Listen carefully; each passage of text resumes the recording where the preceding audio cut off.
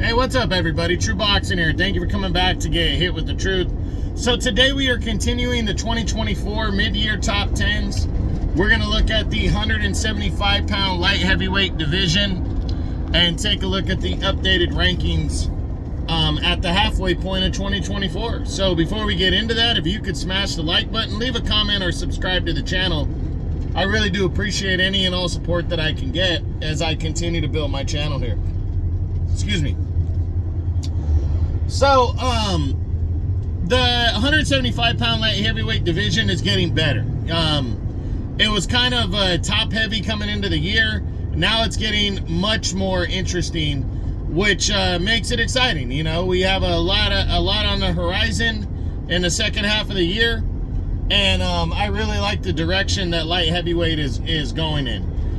So let's start with anybody that dropped out from the top 10 from the beginning of the year. And remember, these rankings aren't official. A guy could drop out at the mid-year point but still be a top 10 guy at the end of the year, depending on how he finishes the year. That's when the official top 10s are out. That's when I do my individual videos. First guy to drop out was my previous number 10, Vasily Wojciechowski. He's still undefeated. He's still moving in the right direction. It was very close for me to not rank him. Very close, but he's just outside of the top 10 right now. Another solid win could put him right back in. So we'll see how he finishes out his year. Next to drop out was our previous number 9, former two-time light heavyweight champion Jean Pascal. Pascal just, he hasn't fought since his loss to Michael Eifert in their mandatory fight in March of last year, 2023. Pascal can move back in. It's just not a lot of, you go back and look at his last 3 years like I do. That's how I determine where a fighter is, based on not just his overall resume. I look at the last 3 years of his resume. And Pascal, outside of the win over Fang Manlong, really hasn't done anything, So that loss to Eifert was a convincing one. He was at number 9, so I just dropped him out. But, Pascal, even at his age, a solid win, a solid performance could put him right back into the top 10 against a legitimate light heavyweight, though. And the last guy to drop out was my previous number 6, Richard Rivera. Rivera I gave some love to because he went on an undefeated streak at light heavyweight after he moved down from cruiserweight. And remember, he had given, just a couple years ago, he had given Badu Jack in his debut at cruiserweight, he gave him hell and lost a very close split decision that could have went either way. And then Jack went on last year to become the world champion. So I felt that, deserved Rivera to get some love after he went like on a 3 or 4 fight winning streak at light heavyweight. But Rivera comes out and loses to some undefeated but 8-0 guy, and that draw, I just can't keep him in coming out when he loses to a guy that's really not that, big of a name at all. When you lose like that, I had to drop him out. He did return with a victory though, but I have him out of my top 10. I don't see him, holding on to a top 10 spot right now. We'll see how he finishes out the second half of the year.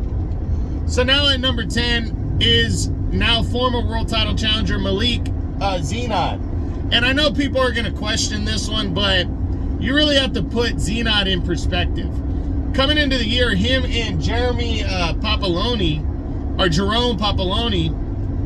were 2 guys just out of the top 10 that were highly ranked in the governing bodies, and they fight each other towards the end of April, and Zenod got a close 12-round majority decision win over Papaloni, and then just on, I think, just about 5.5-6 weeks notice, after a 12-round majority decision, he signs on to fight Dimitri Bivol for the WBA title.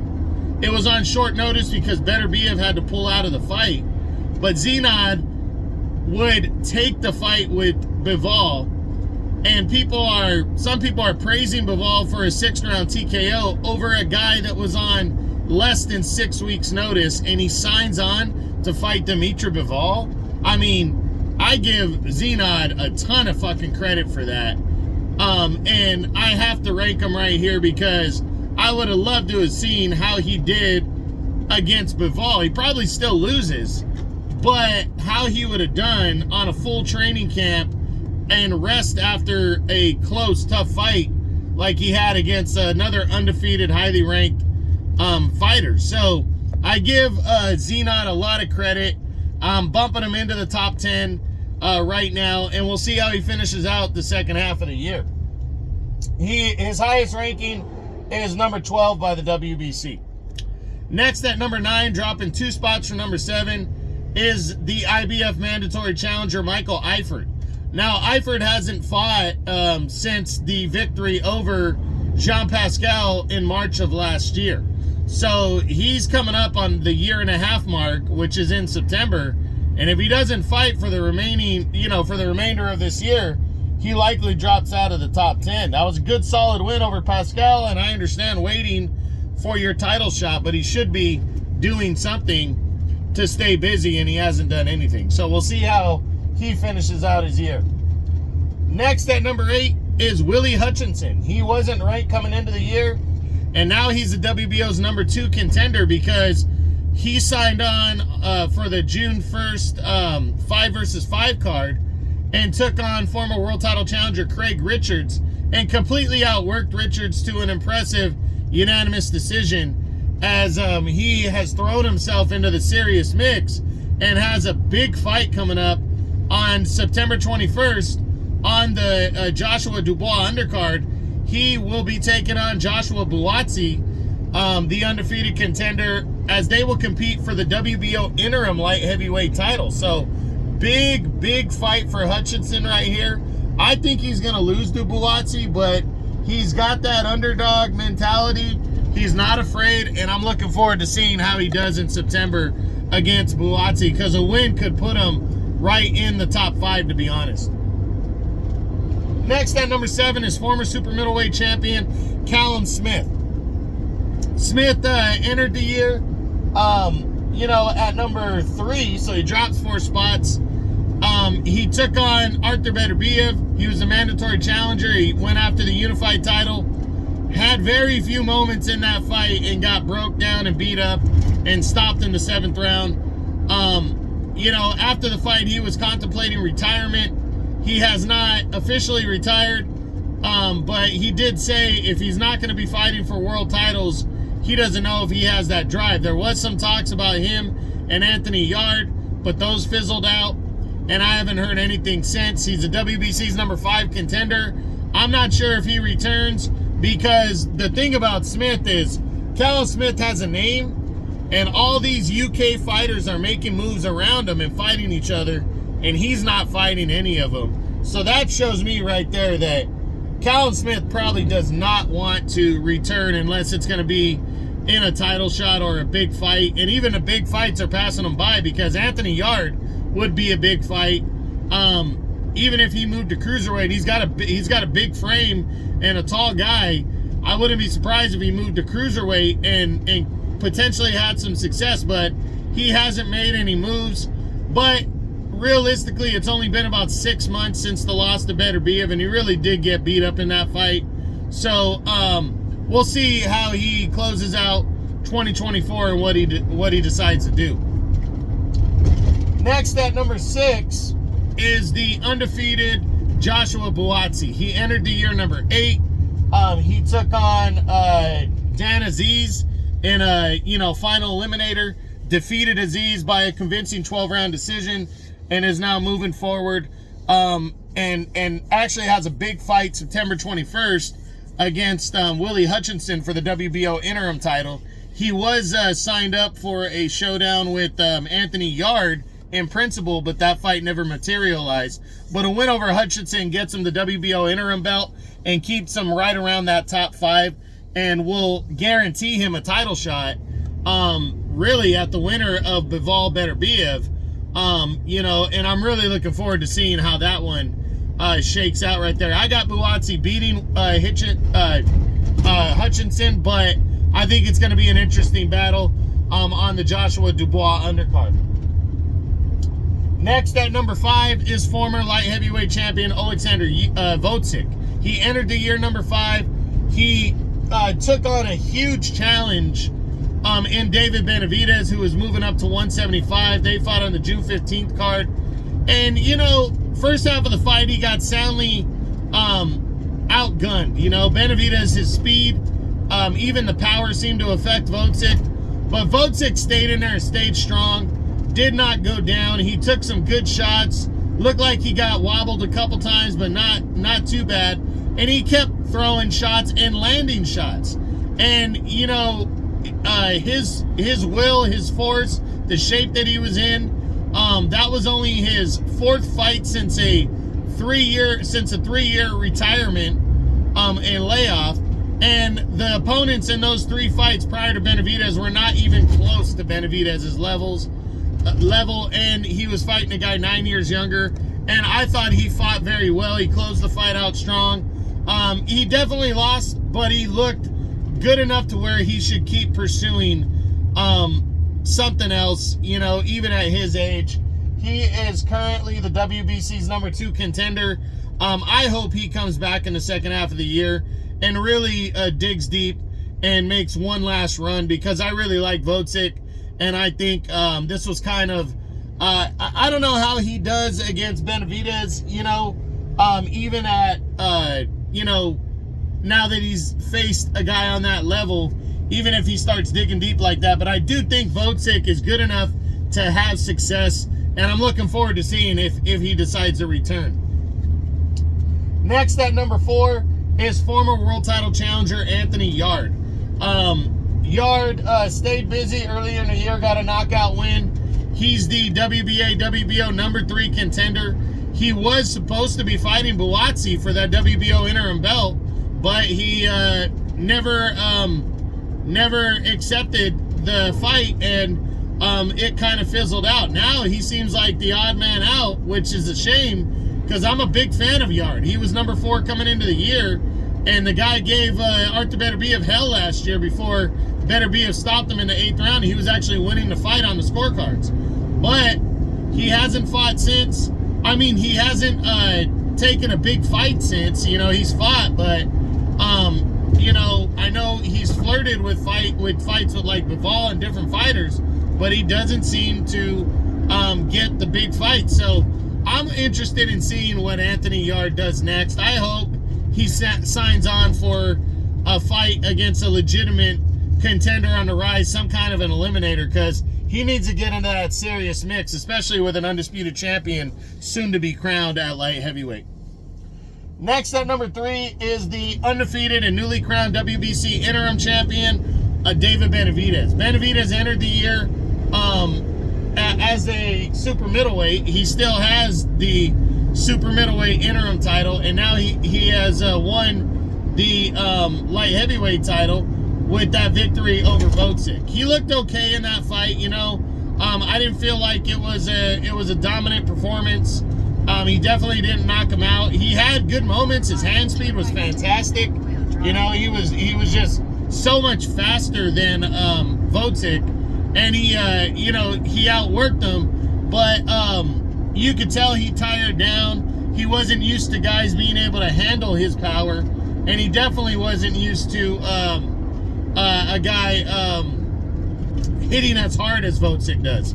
So, but he still became the WBC interim light heavyweight champion. The WBC has put him on notice that he needs to decide within actually it's probably close to his deciding date. He has to decide what he wants to do next, and when he wants to what he wants to do next, and when he has to return, or which division he's gonna fight in next. So we're gonna see what he decides to do.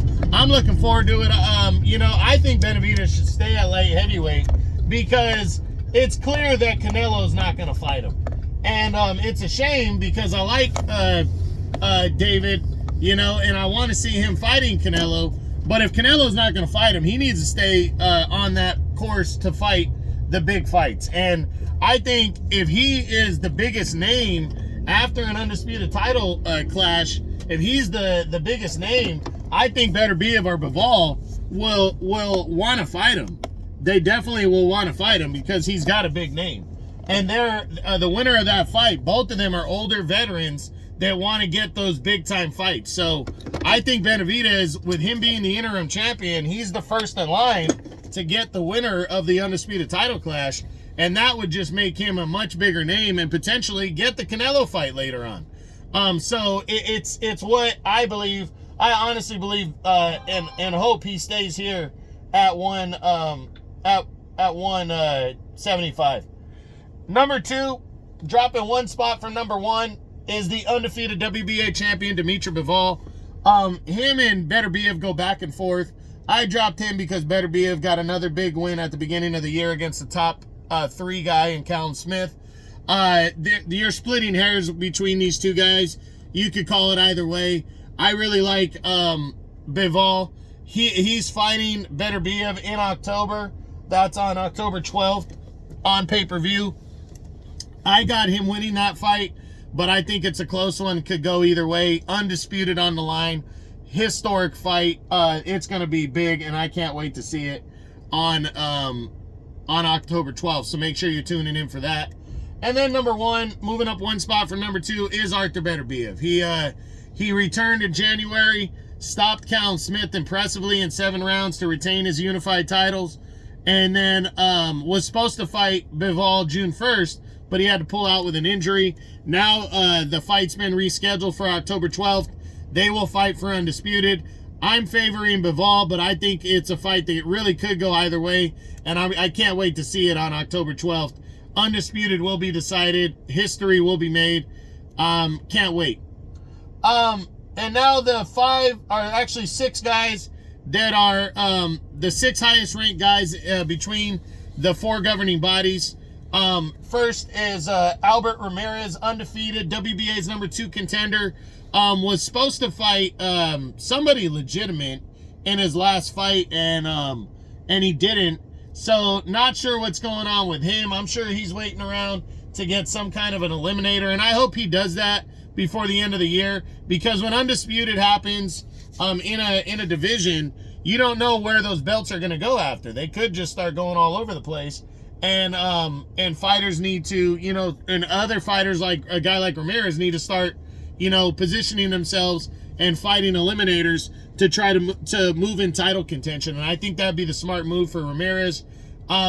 Next is Hot Rod Kalajic, the WBA's number 4 contender. He's got a big fight next. He's fighting David Morrell Jr., the undefeated regular champion at 168, is moving up to fight Hot Rod. Now, I think Hot Rod's going to lose to David Morrell, but if he scores a victory, Hot Rod is right back in that serious mix.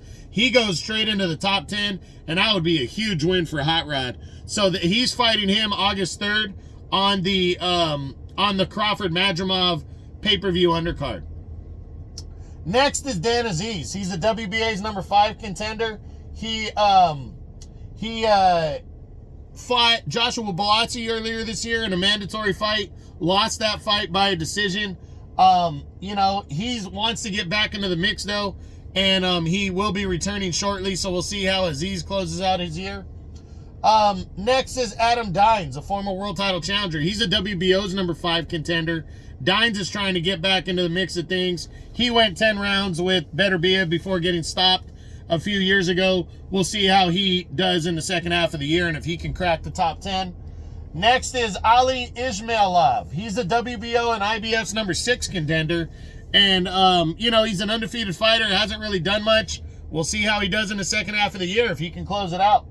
And then finally is undefeated Connor Wallace. He's a WBA's number 6 contender. We'll see if he can get into the mix, into the title mix by fighting somebody legit. So that's it. That's what I got. That's the 175-pound light heavyweight mid-year top 10. I hope you enjoyed it. A lot on the horizons, and I'm really looking forward to seeing how light heavyweight shakes out in the second half of 2024. We will have an undisputed champion in October, and that's going to be huge, so can't wait. So that's it. That's what I got. I hope you enjoyed the video. If you did, smash the like button, leave a comment, or subscribe to the channel. I appreciate any and all support. This is True Boxing. You've been hit with the truth.